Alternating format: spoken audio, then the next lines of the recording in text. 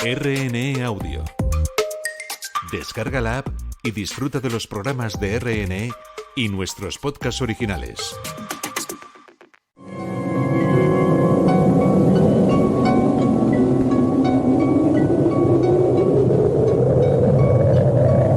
Solo cuando el túnel está en la más absoluta oscuridad es cuando puede volver otra vez la luz.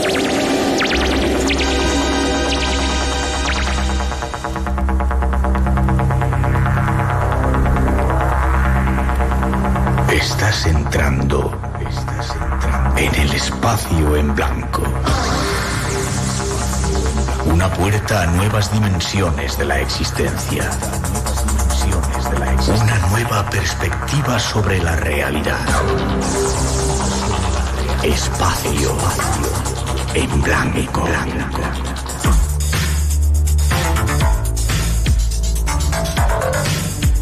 Una producción escrita y dirigida por Miguel Blanco.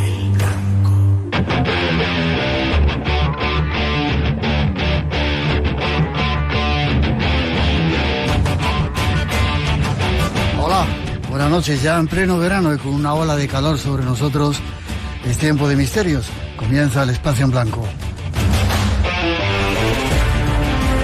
Algo que hacemos en directo cuando son las 2:06, 1:06 en las Islas Canarias, con los saludos de todo el equipo que se encarga de realizar el programa, y lo hacemos desde el Estudio 1 de Radio Nacional de España. Esta noche en la parte técnica, Jorge Delgado y Manuel Linares, Pilar Bobadilla en la producción, Juan Gómez en la redacción y Tere Vilas en la locución y algo más. Además, Natalia Sotillos en la realización y coordinación, y este que os habla, Miguel Blanco, como siempre, un placer estar juntos estas 2 horas de madrugada aquí en el espacio en blanco.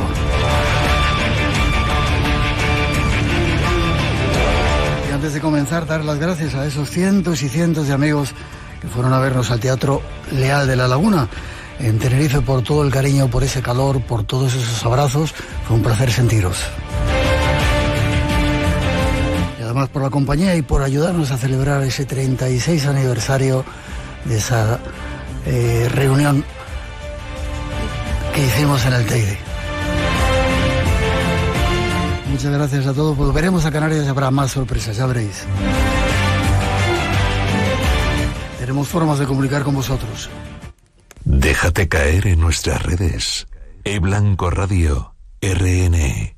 Por WhatsApp 633 50 50 11. Y en el mail espacioenblanco@rtve.es. Redes que controlan Antonio Baena, Juan Gómez y Ramón Álvarez. Y para la próxima semana no paramos. Si todo sale bien, vamos a hacer una serie de programas especiales desde la cuna del vudú en África, en uno de esos países más desconocidos del continente, para no perdérselo. Pero para hoy, esto es lo que nos espera.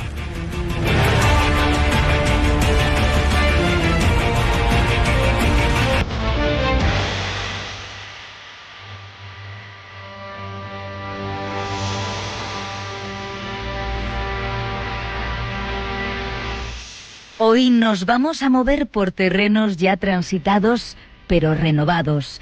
Esta noche abrimos una ventana para dar una noticia sobre una de las revistas del misterio más icónicas de nuestra historia.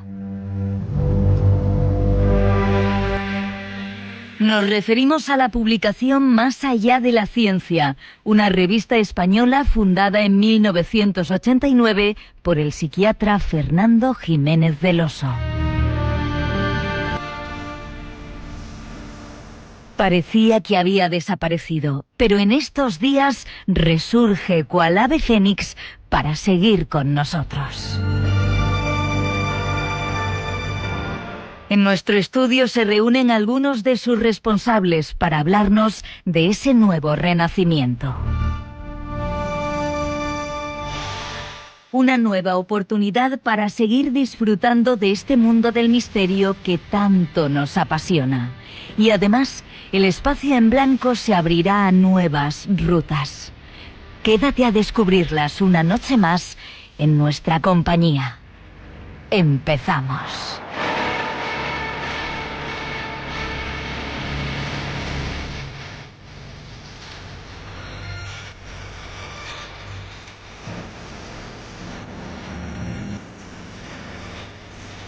Para hacerlo, no nos queda más que saludar a nuestros dos invitados.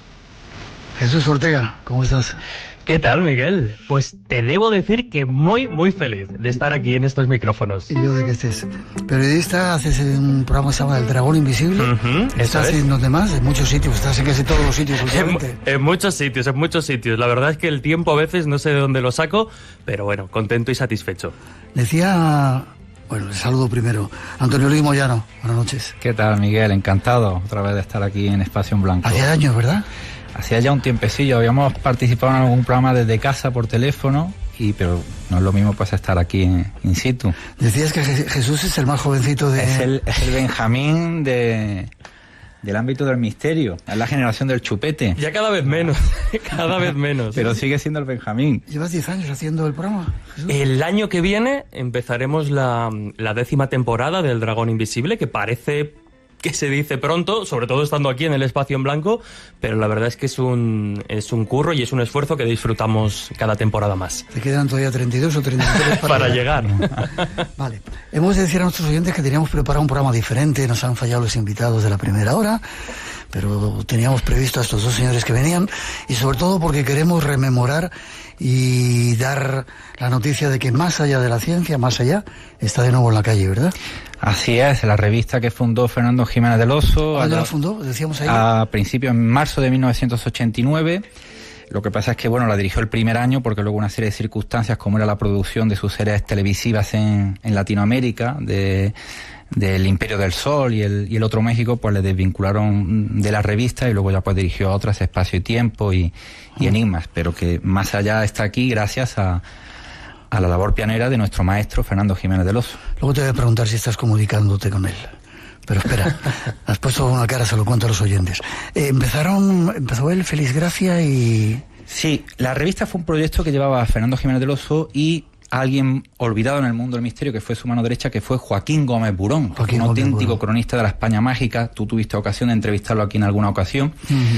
Y luego, pues como digo, pues por esa serie de circunstancias, luego la revista ha pasado por varios directores, Félix Gracia y José Antonio Campoy, que la revista pues se orientó dentro de una corriente más New Age de la época, de finales de los años 90. Luego Javier Sierra la aproximó en su formato a Mundo Desconocido de Faber-Kaiser, que ya le incorporó el lomo, y luego ya pues tuvo también otras directoras, la última María Lorente, que en unas circunstancias difíciles como es la crisis kiosquera, que han ido desapareciendo muchas revistas, pues ha conseguido que la revista pues al menos se mantenga en los kioscos y siga siendo pues la cabecera más emblemática del ámbito del misterio. Y ahora has llegado tú. Déjame que te diga, yo recuerdo que en aquellos tiempos vendía casi 1 millón de ejemplares, que era una cosa insólita. Bueno, se llegaron a vender 200.000 ejemplares en aquella época. A mí me dijeron muchos más. Astronómica. Esos son los lectores probablemente. Porque, claro, una cosa es la tirada y luego ya es la audiencia de lectores. Y esa famosa cinta de psicofonías que recordarán, que fue con el número 2, que fue realmente Jiménez del Oso a través de Más Allá quien popularizó el fenómeno de la psicofonía en España. Luego fíjate que ya en el año 90 es cuando ocurre el tema del Palacio de Linares, que ya el tema de la psicofonía se incluye dentro de la cultura popular, pero es Jiménez del Oso el que regala esa cassette que mucha gente tenía miedo a escucharla. Yo la tengo. Hubo quien se deshizo de esa cinta por si los espíritus se quedaban en casa. Yo la tengo todavía. Este es un homenaje a esa revista, es un homenaje a gente como tú que ahora te pregunto, queréis volver a revitalizar y hacer renacer como cual ave fénix este proyecto editorial y nos vais a hablar de alguno de los temas. ¿Fernando Jiménez del Oso se comunica contigo? Bueno, es una manera de hablar, es decir... Te vuelvo a preguntar, ¿se comunica contigo?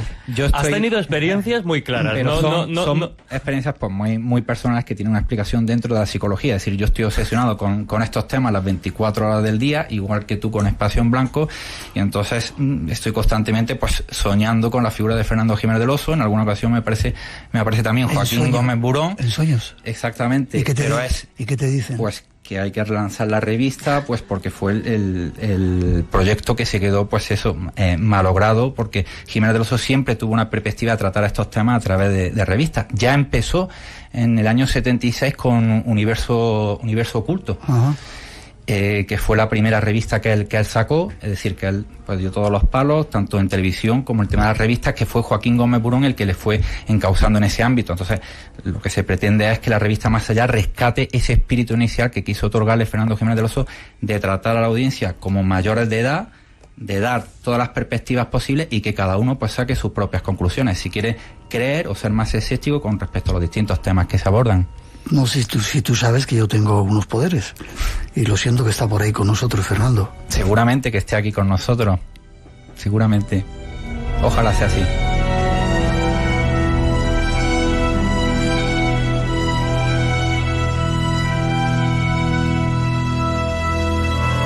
Hay un montón de temas en este número. Existió Don Quijote, León XIV, el último papa, brujas, sexo y aquelarre, la religión de los narcos, que vamos a hablar ahora de ella.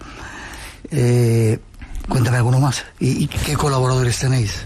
Bueno, colaboradores, pues tenemos a Jesús Ortega, que es el Benjamín de los colaboradores, por eso en la portada sale uno de los buenos. Sale el último, de firmas emblemáticas como Javier Arries y Gabriel Carrión, Adriana Stopp, Nando Domínguez, Zuleika López, Nicolás Gutiérrez Hidalgo, Gustavo Romero, Gabriel Carrión, Alessandra Fernández, Mercedes Pullman, Marco Contreras, Antonio Jesús López Alarcón, vale. Zúñiga. Ya están dichos todos. Que son las mejores firmas del misterio y por eso aparecen en la portada de la revista. Hay otras cuantas, también que son buenas. Sí, son todos los que están, pero no, ojalá tuviéramos 300 páginas para incluir las muchas firmas prometedoras en el ámbito del misterio. ¿Una revista que va a ser trimestral? Va a ser trimestral, con más páginas para cuidar más el producto. Claro, porque un reportaje que hay en Sinaloa, en Culiacán, otro en Brasil sobre la secta de la ayahuasca, otro pues en Castilla-La Mancha y en Albacete. Más cercana. Pues hay que viajar a muchos sitios y ese ritmo no se puede mantener todos los meses. Entonces es un producto más mimado, 132 páginas, 7 eurillos, que el contenido de una revista es mayor que el de un libro y más económico, más barato. Y hay un poco de todo, es decir, que es imprescindible para cualquiera que se defina como aficionado a los temas ocultos. Tiene que tener Más Allá en su casa sí o sí. Vale, ya terminamos con la publicidad, ya lo hemos lanzado, vamos a lo mollar.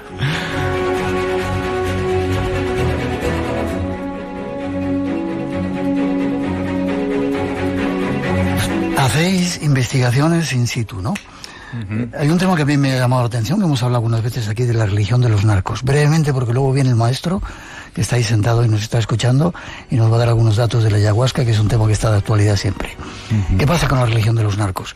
Y más ahora que tienen tanta fuerza, tanta potencia, se han convertido en uno de los baluartes económicos más increíbles, tanto como la farmacia, como las armas, como la prostitución. Sí, se está extendiendo por España. Si quieres, podemos hablar, si quieres, que Jesús nos comente un poquito de lo que es la Santa Muerte y luego ya pues entro en detalle lo que es la figura del Jesús Malverde, que es un patrón de los narcos. Lo cierto es que encontramos cómo en ese tipo de sectores o de perfiles que podríamos situar en los márgenes de la sociedad también encuentran santos, figuras o deidades en las que creer y en las que depositar su confianza para determinados objetivos. Ya adelantaba Antonio Luis precisamente Jesús Malverde, que sería una especie de Robin Hood y al que ahora vamos a desarrollar, pero quizás sea más llamativa por lo que impresiona la imagen, la figura de la Santa Muerte, ¿no? Que para que los oyentes se hagan una idea, que se imaginen a una virgen cualquiera, y de repente le dejen sus ropajes y se imaginen a una calavera, a un esqueleto vestida precisamente con los atuendos de la Santa Muerte. Y es verdad que es una figura que ya no solo está asociada al culto a los narcos, sino a los de las clases quizá más bajas, ¿no? de la escala social. Pero también nos encontramos el contraste de que incluso determinados, igual que los narcos van a pedirle que sus intercambios o que sus negocios salgan bien, también, por ejemplo, los políticos van a pedirle que la caza de los narcos salga bien. Entonces, es una deidad, es un perfil súper heterogéneo en ese sentido. ¿La has visto en México alguna vez? No, qué va. O sea, conozco la figura, conozco el culto, conozco sus particularidades, pero nunca he tenido la oportunidad de asistir a alguno de esos rituales. ¿Tú lo has visto? Sí, yo en lo que es en México, que es, no recuerdo ahora el nombre de la calle, que es donde empezó, sobre todo en el año 2000, que empieza el primer culto a extenderse, y luego ya en otras ciudades, pues por ejemplo, pues Ciudad Juárez, por ejemplo, tiene mucho culto. Además, como anécdota te cuento que a uno de los templos de la Santa Muerte de Ciudad Juárez elegía un taxista, y el taxista resulta que era testigo de Jehová. Wow. No querría ir, ¿no? No quería ir. Entonces le tuve que pagar el triple ya para que me llevara. Entonces ya cambié de opinión. Verla es impresionante. Es impresionante. Además que tú has estado también en México varias veces y lo has visto, ¿no? Esa iconografía tan barroca que tienen en México, ¿no? Que parece ser que es exportada por los andaluces cuando llegamos allí a México, ¿no? Es decir, cómo celebran el Día de los Muertos con la Catrina, y esto pues todo muy barroco, muy visual, y realmente lo de la Santa Muerte, el espectáculo merece la pena, ¿no? Y la devoción la que la tienen, increíble. Jesús, cuéntame entonces. Decíamos rápidamente, para que se la imaginen o se puedan dibujar la imagen, hay que hablar precisamente de su simbología y de los elementos que acompañan a esta figura, porque nos encontramos que uno de los elementos principales de esta imagen de la Santa Muerte es precisamente la guadaña, ¿no? Que representa precisamente cómo la muerte corta el hilo de la vida, pero también representa precisamente ese instrumento para recoger la cosecha, y un poco como sinónimo de esperanza y prosperidad. Muchas veces también, en lugar de la guadaña o incluso acompañándola, nos encontramos la balanza, que sería ese símbolo de justicia universal de la que nadie se salva y que transmite un poco esa idea de estabilidad y paz interior. A veces también está acompañada precisamente con la bola del mundo en sus manos, ¿no? Porque sostiene precisamente ese elemento, esa esfera terráquea, comunicando así que ella, aunque no se perciba, no deja de estar hasta en el último rincón del planeta. Y a veces también como elemento incluye el reloj de arena, ¿no? Que sería un poco esa representación de que al final todo tiene límite. Es verdad que tratando de rastrear los orígenes históricos de esta figura, que además es un palabra que Antonio Luis conoce muy bien, porque habría que interpretar la Santa Muerte como una especie de culto veterocatólico, que esto se explica muy rápidamente y de forma muy sencilla como una idea o una creencia que mezcla elementos del catolicismo con elementos que podríamos considerar más paganos. Ya lo hemos dicho, ¿no? La figura o las vestimentas de la Virgen con un esqueleto, con una muerte dentro. Ya digo, rastreando un poco esos antecedentes más antiguos, hay quienes han querido ver en sus orígenes o los orígenes de la Santa Muerte determinados rituales aztecas en honor al dios de los muertos, o como, por ejemplo, pues se rendía culto a determinadas figuras esqueléticas que, con la llegada de la Inquisición y con la de los europeos a América, pues obviamente digamos que se reprimen un poco y al final tienen que buscar un poco las vueltas también para rendir ese culto. Pero es increíble, Jesús, que esa gente que están acostumbradas a hacer cosas un poco malas, matar a gente, además de una manera terrible, cortan cabezas, los cuelgan de los puentes, tengan esa devoción y tengan esas creencias, digamos, religiosas, pseudo-religiosas, llámalas como quieras. Claro, es que a veces... Y que además crean tanto en ello. Claro. Porque saben que les va a salvar y creen que les va a salvar de todo. Que quede claro por delante que aquí no estamos blanqueando ningún tipo de actividad delictiva, pero es verdad que al final la Santa Muerte juega un poco ese papel de deidad de los marginados o de aquellos que otras deidades o otras figuras no atienden.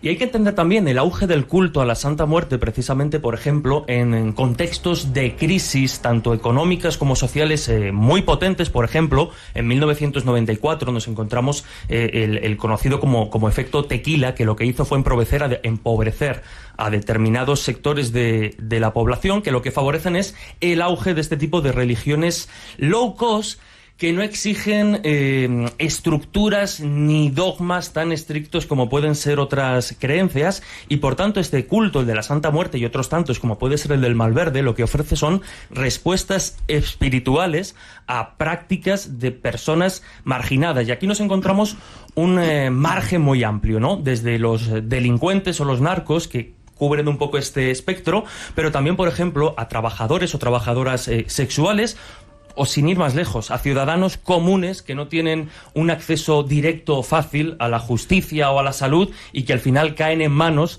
de estas deidades que, insisto, cubren un poco el espectro de lo que otros cultos no llegan o no aceptan. Eso te iba a decir, si no se nos iban a enfadar nuestros oyentes mexicanos, que no solamente es es una devoción de los narcos y gente, sino también de otra gente normal. Absolutamente. Y han llegado ahí, 2:25, 1:25 en las Islas Canarias, estamos en directo. Espacio en Blanco. Tu cita con el misterio en Radio Nacional. Hay otro santo, si puede ser breve, sí. Antonio, en contármelo. Bueno, a colación de que la Santa Muerte realmente sí protege, y te voy a explicar por qué, porque mucha gente que está en la cárcel se tatúan la Santa Muerte en la espalda para que no los apuñalen. Ya, es decir, que sirve como protección, ¿no? Y por eso muchos se tatúan la Santa Muerte y la Virgen de Guadalupe, y se dividen en facciones, los guadalupanos y los de la Santa Muerte. Pero ponerse el tatuaje en la espalda ya evita que en las cárceles por lo menos no le claven la puñalada. Y dentro de esos cultos relacionados con la Santa Muerte, pues está el Jesús Malverde, que, para que la gente se haga una idea, una especie de Curro Jiménez, de Robin Hood, de la época del Porfiriato, es decir, de principios del siglo XX, que muere ahorcado, y que la devoción popular pues lo convierte en un santo, y tiene su templo en Culiacán, que es una de las ciudades más peligrosas de México, por encima de Ciudad Juárez, en el estado de Sinaloa, al que le dedicamos un reportaje Más Allá. Y también tiene un santo y tiene una figura, y la gente... Claro, es el Jesús Malverde, pues es el típico bandolero con su bigote bien agraciado, y está más vinculado que la Santa Muerte con el narcotráfico, ¿no? Es decir, aunque sí que es verdad que es de devoción popular, porque te encuentras gente marginal que le rinde culto, pues a Jesús Malverde, porque se considera que son religiones como muy democráticas, como me decía un sacerdote de estos de la Santa Muerte, que la Santa Muerte es pareja quiere decir que es democrática, porque el rico y el pobre pasan por igual, ¿no? Yeah. Entonces ese es el atractivo que tienen estos nuevos cultos que se están exportando ya a España. Eso te iba a preguntar.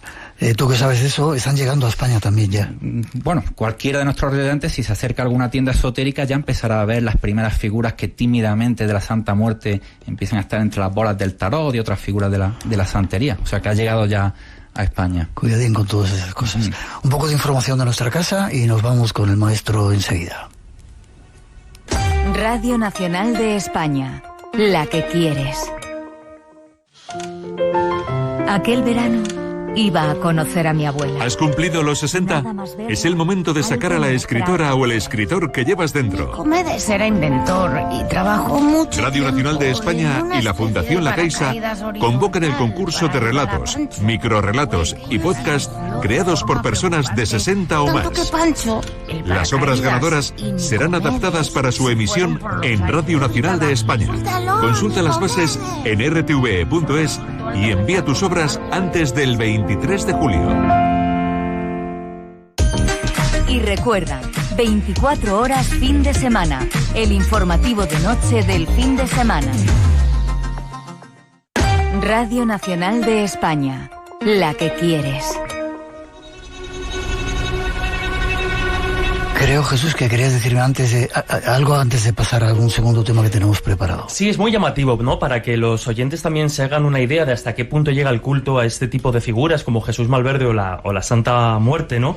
Pues incluso, digamos que a Jesús Malverde, por ejemplo, se le reza y a veces se le entregan balas, la bala que después se va a disparar, invocando a este apóstol o a este santo no reconocido para que la bala dé en el blanco. Hasta ese punto llega el culto a este tipo de figuras. Eso no lo sabía yo, lo sabe él. Eso quiere decir que estás muy metido tú en lo del Jesús Malverde. que no un devoto. Que no den el blanco, que no den el blanco nunca.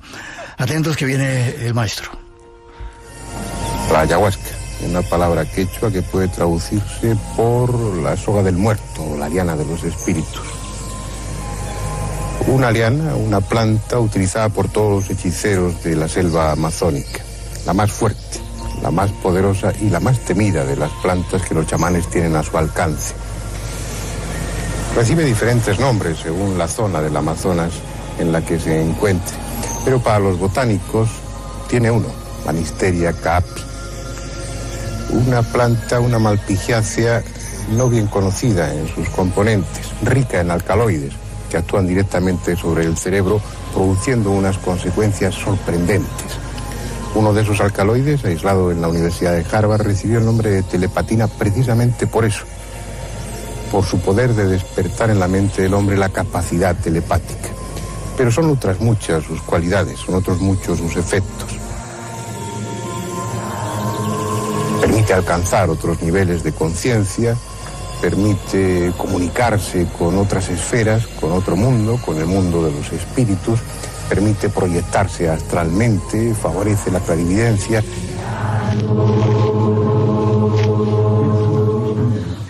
Que quede claro que no queremos hacer apología de este tipo de cosas.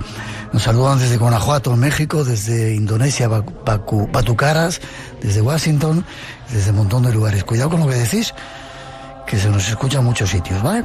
Ha hablado el maestro, habéis hecho, en este número de Más Allá, sale un reportaje que has hecho tú concretamente, yéndote al sitio donde estuvo Fernando.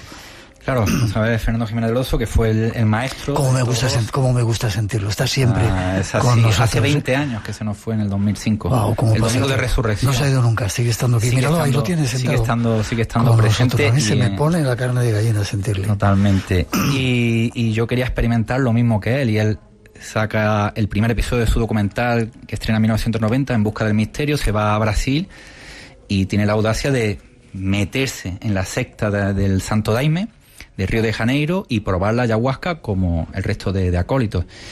Y yo, pues, para inaugurar esta nueva etapa de la revista Más Allá, pues no se me ocurre otra cosa que hacer lo mismo. Estamos escuchando una música que tú has grabado. Esto es del ritual del Santo Daime ahí en... Esto dura 8 interminables horas. ¿8 horas? 8 horas de sonsonete. Déjame que lo escuchemos un poquito. 8 horas.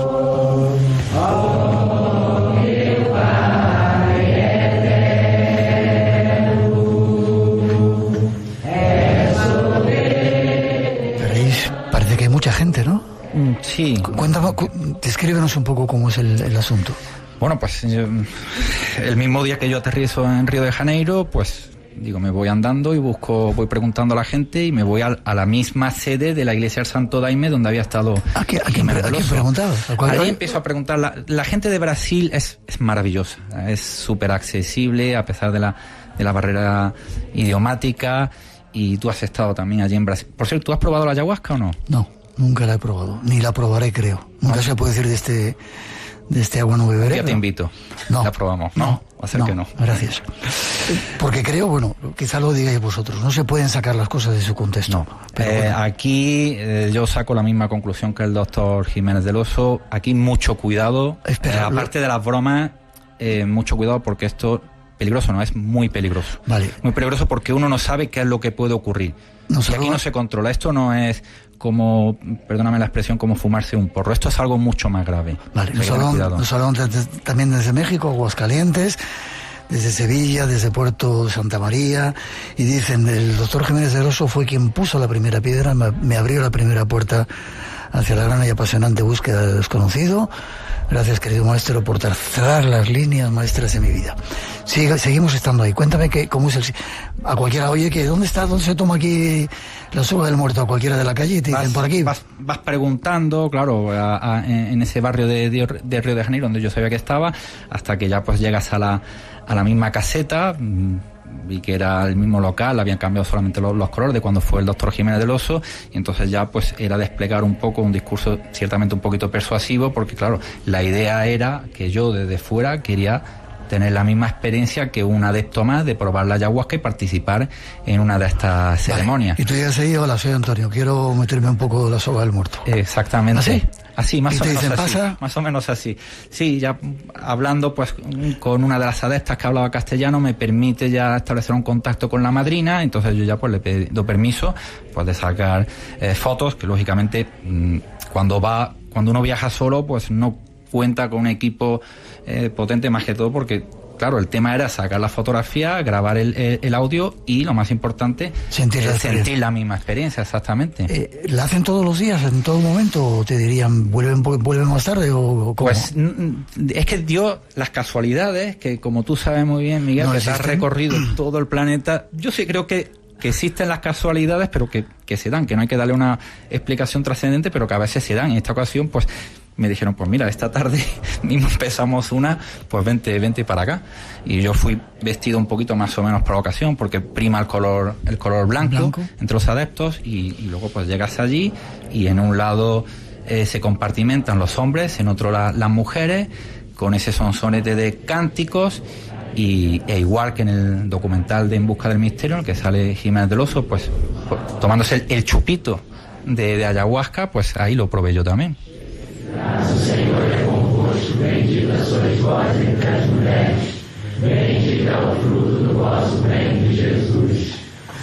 Nos saludan desde Azcoitia, un pueblo de Guipúzcoa, desde una gasolinera en medio de la España vaciada entre Zaragoza y Teruel. Aquí nos dan envidia desde la guardia de un parking en Santander con unos envidiables 17 grados, quien los pillara, desde la Rambla en Córdoba. Y preguntan si se puede encontrar la revista en kioscos o suscribirse para ayudar que siga funcionando. Fíjate el cariño que la tienen. Vale, tomas el primer chupito. ¿Y qué pasa? Bueno, pues es un sabor escuchando todo el tiempo metálico, horroroso. Espera, escuchando todo este soniquete. Sí, todo ese soniquete que se te mete ahí como gusanillo musical y luego no sabes cómo quitártelo de tu mente. Fue una de las experiencias más horrorosas que yo he tenido, más desagradables. Vale, déjame que pida, por favor, ¿nos lo cambiáis el soniquete? Vamos a quitar este soniquete, no queremos que nos metemos otra musiquita. Sí. Tomas el primer chupito. Yo cometí un error. El periodista que vaya a investigar allí, pues claro, como se supone que era la primera vez que yo participaba en la ceremonia, te dan una fichita de color blanco, muy parecida a los que te dan en los recintos de feria, en los parques de atracciones para los coches de choque. Entonces yo tenía que mostrársela al adepto que dispensaba la ayahuasca para que me diera un chote más liviano, porque yo no estaba habituado como el resto de adeptos. Pero yo la fichita me la guardé en el bolsillo y digo, vamos aquí a arrimarnos al toro y a asumir la experiencia al 100%. Y claro, fue súper desagradable. Vale, ahora me lo sigues contando. ¿Fue gratis o tuviste que pagar ahí? No, fue gratis. Fue gratis, sí. No recuerdo ahora mismo porque fue hace ya de estas investigaciones que tenía en el cajón, a lo mejor alguna propina o algo, pero que era gratis. ¿Cómo cuánta gente había? Pues había unas 150 personas aproximadamente, no creo que llegara a lo mejor a las 200. ¿Y todos tomaban chupitos? Ayahuasca, menores de edad incluidos. Ojo. ¿Menores de edad? Ojo al dato, sí. Estoy leyendo nuevos mensajes. No sé la legislación en Brasil cómo será, si al tratarse de un culto reconocido como religión se permite, pero había menores de edad que es mucho más grave, y la posibilidad luego de que los adeptos cogían su vehículo, la posibilidad de tener un accidente. O sea, que cuando digo que es peligroso, aunque lo estemos tomando aquí de una manera distendida, luego estas cosas tratamos de sacar luego conclusiones. La primera cosa que tú sientes es un sabor metálico. Es un sabor así metalizado, muy desagradable. Y luego, pues claro, sigues acompañando al resto de adeptos, pues como uno más, pues intentando bailar ese sonsonete musical, ya te digo, yo mimetizado entre el resto de adeptos. Y entonces, claro, la ayahuasca tarda un tiempo de hacer un efecto, no sé si fueron 30, 60 minutos. Yo iba mirando el reloj y digo, caramba, no, mira, si no me hace efecto, pues mucho mejor, un riesgo menos que corro. Pero, ay, caramba, no, ya cuando me tomo el segundo... ¿Cuántos te tomas, Eran 3 chupitos. Vale.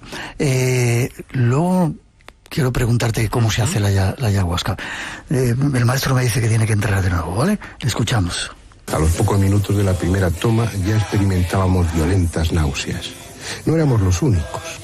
Como fondo a las canciones, pronto empezó a oírse el menos armonioso sonido de las arcadas que algunos no podían evitar.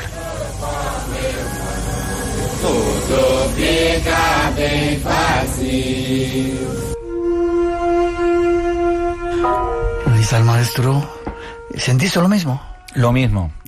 Como te decía antes, off the record, para mí las dos personas en el ámbito del misterio que mejor describen una crónica de viaje son el doctor Fernando Jiménez del Oso y tú, Miguel.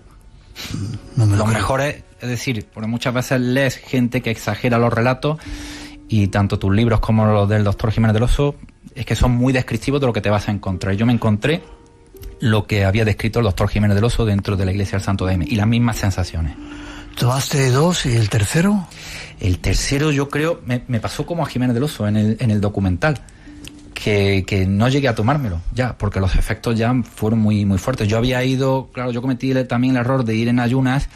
Eso, te dicen algo, te preparan para que no comas. Hay que evitar antes determinados, pues por ejemplo, el queso no lo puedes comer, determinados pescados. Entonces, claro, como es una lista tan amplia, antes que tener algún tipo de intolerancia que me agravara la situación, pues digo, venga, pues efecto jet lag y ayuno y así vamos a pelo. Y claro, la experiencia fue mucho más desagradable, y más cuando yo no estaba tan habituado como estos adeptos que la están probando cada 15 días, que hay un efecto de habituación que para ellos no les hace tanto efecto como a mí. No obstante, evité el vomitar para no soltar la sustancia fuera y experimentar en su máximo exponente, ¿no? Ya, creo que Fernando tiene algo más que decirnos. A medida que pasaba el tiempo, los efectos de la soga del muerto se hacían más patentes.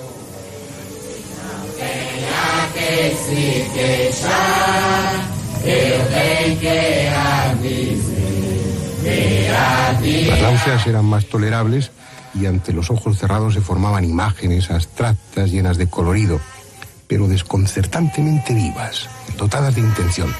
Eran los sentimientos que tomaban forma. Unas veces como algunas espinas, otras como tejidos palpitantes de color anaranjado y consistencia de terciopelo. También el oído se hacía hipersensible hasta el punto de que aquellas atroces canciones eran percibidas como una agresión, despertando tal rechazo que era preciso hacer un esfuerzo para no pedir silencio a voces. Empezaba a sentirme francamente a disgusto en aquel ambiente. Por otra parte, mi razón se enfrentaba a los efectos psíquicos de la ayahuasca, que ya se hacían notar. Intuía que en unos instantes perdería el control de los pensamientos. No había angustia alguna. Simplemente era cuestión de elegir entre resistir o abandonarse al santo daime. Experimentaba un profundo rechazo hacia Paolo, el oficiante de aquella ceremonia, y todo lo que él representaba. No quería seguir y no seguir.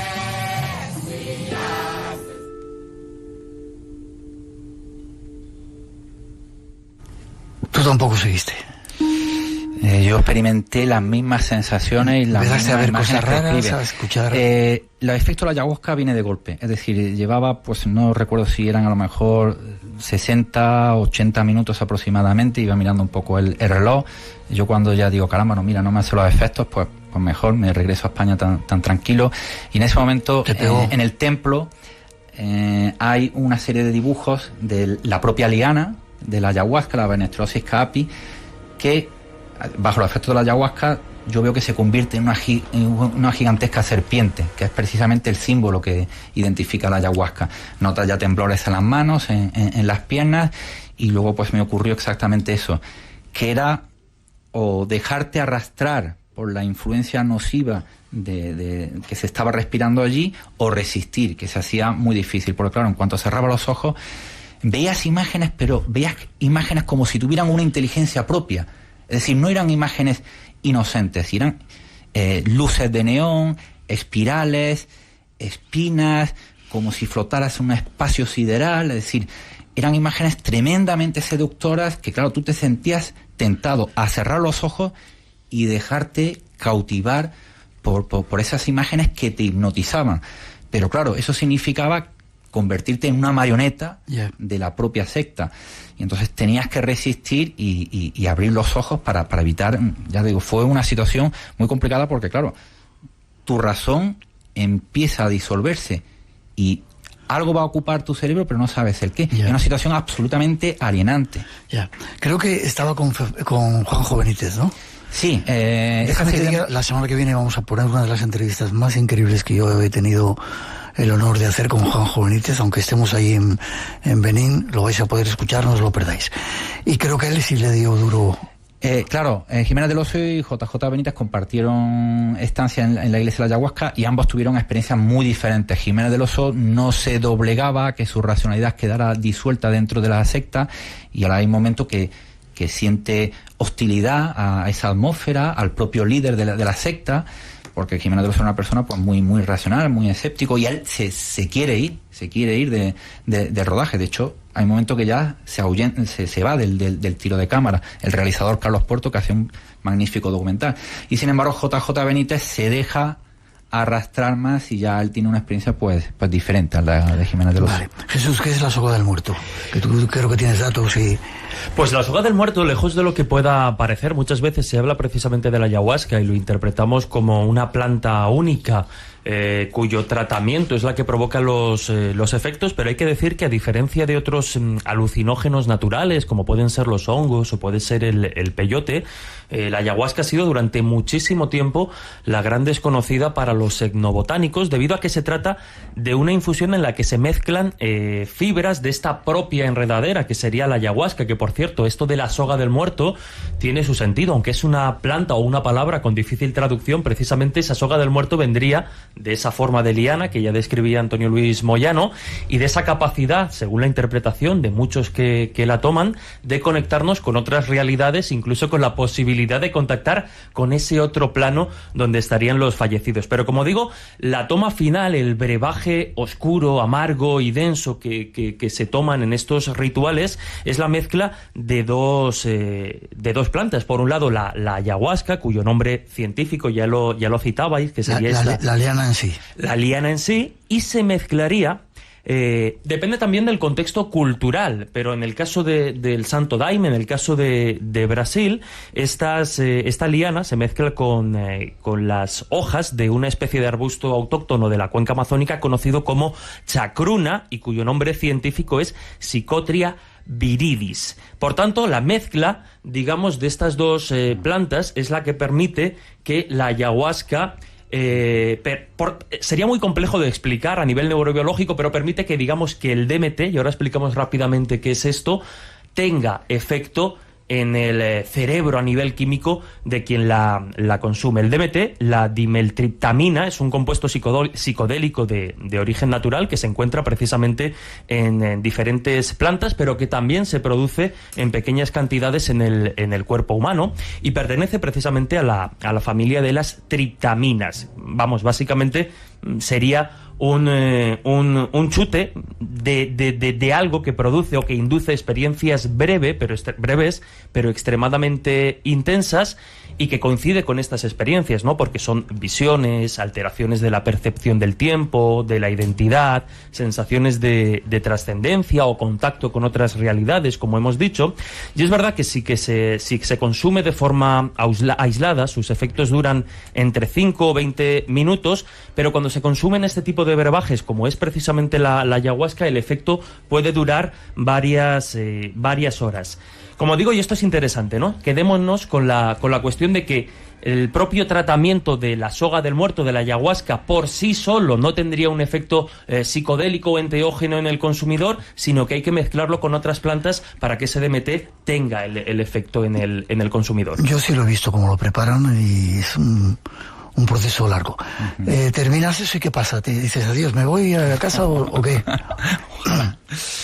Bueno, yo me quedé muy aturdido, tuvo que un adepto pues darme agua de coco para recuperarme y claro, como digo, la tentación que yo tenía era la misma del doctor Jiménez del Oso de salirme fuera del templo de la iglesia del Santo Daime, pero era de noche, está en plena selva, estaba lloviendo, es decir pero es que llega utilizando un lenguaje coloquial, que para eso está Jesús, tengo que utilizar una terminología más técnica, pues te rayas y lo que quieres es irte de allí. Y claro, tienes que quedarte allí, permanecer con ese gusanillo musical que, como contaba el doctor Jiménez del Oso, se te hace insoportable porque son una serie de canciones que parecen infantiles, pero parece que te están monitoreando la cabeza y lo que hacen es sobredimensionar más los efectos de la ayahuasca, porque en ese tipo de cuestiones el efecto de las drogas depende mucho también del contexto en el que se toman.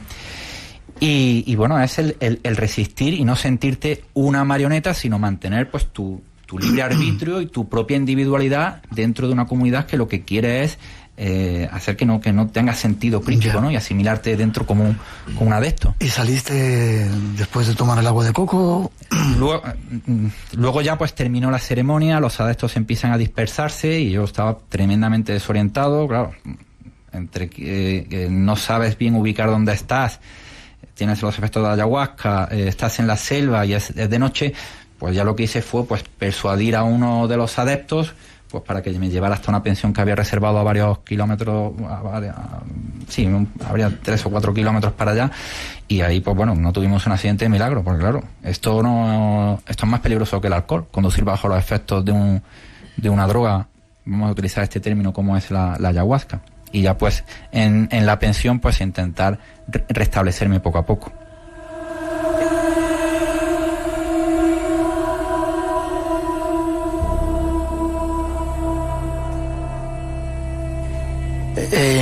Tenemos una persona que lo ha tomado, dice que fue precioso, sentí que todos éramos Dios, experimenté que es infinito y eterno, allí estaba todo, era Dios, y Dios era el universo.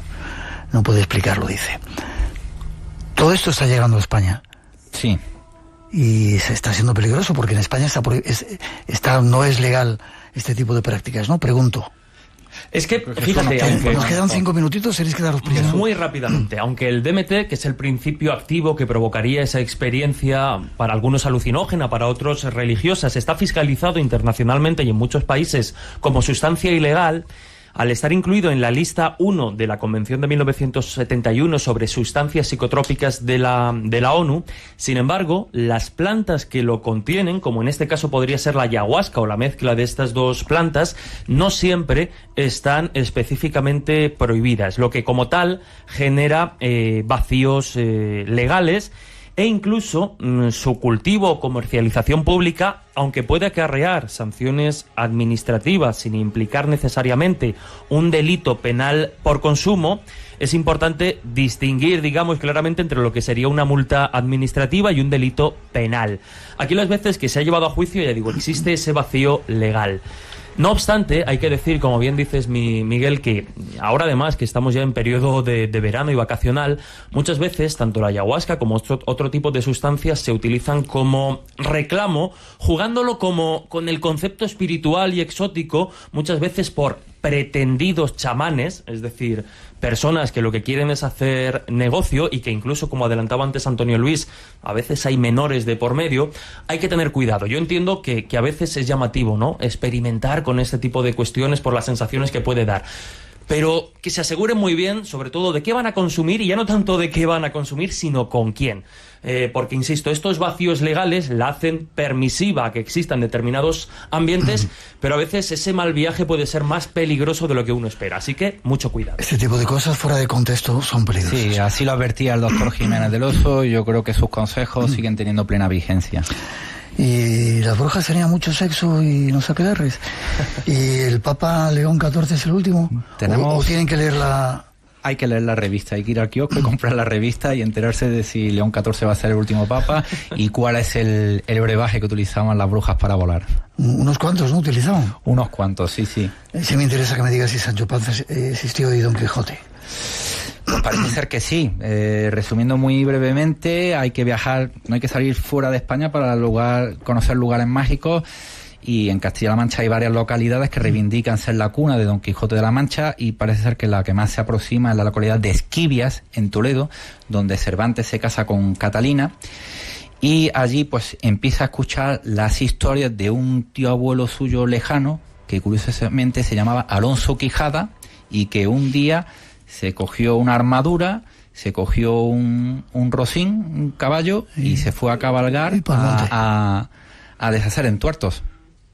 O sea que igual Don Quijote existió.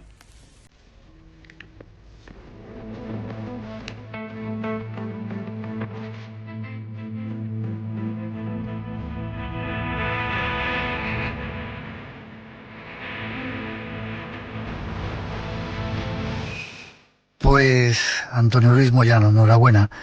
El maestro te está guiando bien. Enhorabuena por haber hecho renacer esta revista, que ha sido para todos los que estamos en el mundo del misterio algo increíble, y sobre todo para toda la gente nueva un buen método para, en vez de estar mirando los teléfonos, esas cosas y todas esas cosas que hay por ahí que no quiero criticar, puede ser un buen método para saber de qué van los asuntos. ¿Forma de contacto? Pues un email que ha inaugurado ahora, revista más allá de la ciencia, repito, revista más allá de la ciencia @gmail.com. Pues ahí los radiantes pues nos pueden contar sus experiencias, qué les parece la revista, dibujos que quieran sacar, yo que sé, fotografías que hayan hecho en algún lugar de viaje así exótico, en fin, que pretende ser una revista destinada al gran público y que la gente participe, que ese era el espíritu del doctor Jiménez del Oso. Vale, y ya me dices cómo me puedo suscribir, ¿vale? ¿Forma de contacto contigo, Jesús? Pues muy fácil, a través de Instagram o TikTok, J-Ortega Rubio, ahí pueden encontrarme y estar al tanto de todo lo que hacemos. Ha sido un placer teneros a los dos. Enhorabuena, te digo. Gracias de nuevo, a ti, Miguel. Y a ti también enhorabuena por tu trabajo. Muchas gracias, Miguel. Gracias. Decir que nos escuchan, espera un poquito, nos escuchan desde Honfoss en Noruega, desde Popayán en Cauca, Colombia, os dan saludos, desde Chile en el sector de la Retuca en Quipue, desde Montevideo, Nueva York, desde Montevideo, Uruguay, desde Nueva York y otro montón de lugares. Y ahora se nos quedó el otro día haciendo ese homenaje que estábamos haciendo a lo que ocurrió en el Teide. Había muchos testimonios, hubo alguien que nos mandó un testimonio como resumen y el esfuerzo tenemos que sacarlo aquí. 2 minutitos y otra sorpresa que nos llega. Hola, muy buenas noches, Miguel. Saludar también a las personas que te acompañan presencialmente en ese marco incomparable del Teatro de la Laguna y a quienes escuchan también a través de la radio y en redes sociales.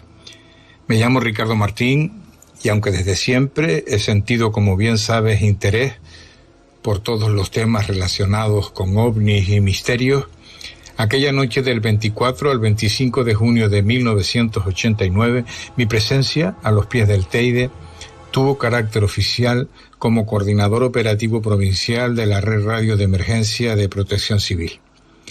Más de una 50 de voluntarios especialistas en comunicaciones adscritos a dicha red, bajo el mando y supervisión del gobernador civil a través del jefe de la unidad técnica, esa noche compartimos acciones de autoprotección y seguridad con la Cruz Roja y las fuerzas y cuerpos de seguridad del Estado. Destacar la total colaboración de las personas que allí se reunieron en cuanto a acciones de civismo, estancia en los lugares al efecto, minimizando ese efecto destrozo que algunos decían, y el comportamiento y colaboración con la limpieza del entorno, que salvo algunas excepciones mínimas, no olvidemos que se barajaba la asistencia de 40.000 personas, conformaron un ambiente lúdico, serio, de compartir, de meditación, de sentir y de señalar que una convocatoria de ese tipo en aquel año fue posible. Mi opinión personal es que hoy, contando con muchos más medios, una convocatoria de este tipo sería inviable y, por supuesto, en ese entorno. Escuchamos muchos testimonios desde avistamientos de luces o sombras. No era nuestra competencia esa noche juzgar lo que comentaban como sucesos, hasta quienes solicitaban de nuestra ayuda porque habían terminado el agua o no habían calculado oportunamente que la leche del biberón de algunos bebés se había enfriado. Indudablemente fue un hito, fue una gran oportunidad estar allí para poderlo desde la perspectiva de los años pasados comentarlo. Un saludo. Teníamos que ponerlo porque era un poco el resumen. 40.000 personas y todo quedó increíble. Y ahora, Tere Vilas, que está aquí con nosotros en directo haciendo el programa. Buenas noches. Buenas noches. No lo habías visto como lo hacíamos, ¿verdad? Quiero que leas una carta rápidamente de alguien que nos escribe, no vamos a decir su nombre, desde Londres. La escuchamos porque a mí me ha dejado impactado. Querido Espacio en Blanco, es extraño escribirle al espacio. No había pensado en esto antes de empezar. Hace mucho que os debo esta carta, que me la debo a mí también. Quizás sería más sensato mecanografiarla, pero no es justo imprimir cartas de amor. Quiero daros las gracias, unas enormes y muy sentidas gracias, unas que no caben en esta carta ni en palabras, ni en gestos, ni en nada. Gracias, Espacio en Blanco, por salvarme la vida. Soy un poco exagerada en mi cotidiano y en mi extraordinario, pero con esto no exagero, me salvasteis la vida. Llegué a vosotros por Paloma Navarrete y a ella por Cuarto Milenio. Cuando os conocí, yo quería matarme y a punto estuve, pero mírame, aquí calentando, coleando, tanto tiempo después. Lo digo así porque así fue y porque creo que poner en palabras sinceras y claras las penas del alma es la única manera y la mejor solución. Os conocí y yo, que ya era amante de Radio 5 y escuchaba Radio 3 desde mi adolescencia, empecé mi romance con Radio Nacional y Radio Clásica. Os conocí y no tenía ganas de nada, ni fuerza, ni alegría, ningún tipo de voluntad más allá de la de dejar de existir. Y en medio de ese tiempo oscuro empecé a escuchar vuestros programas.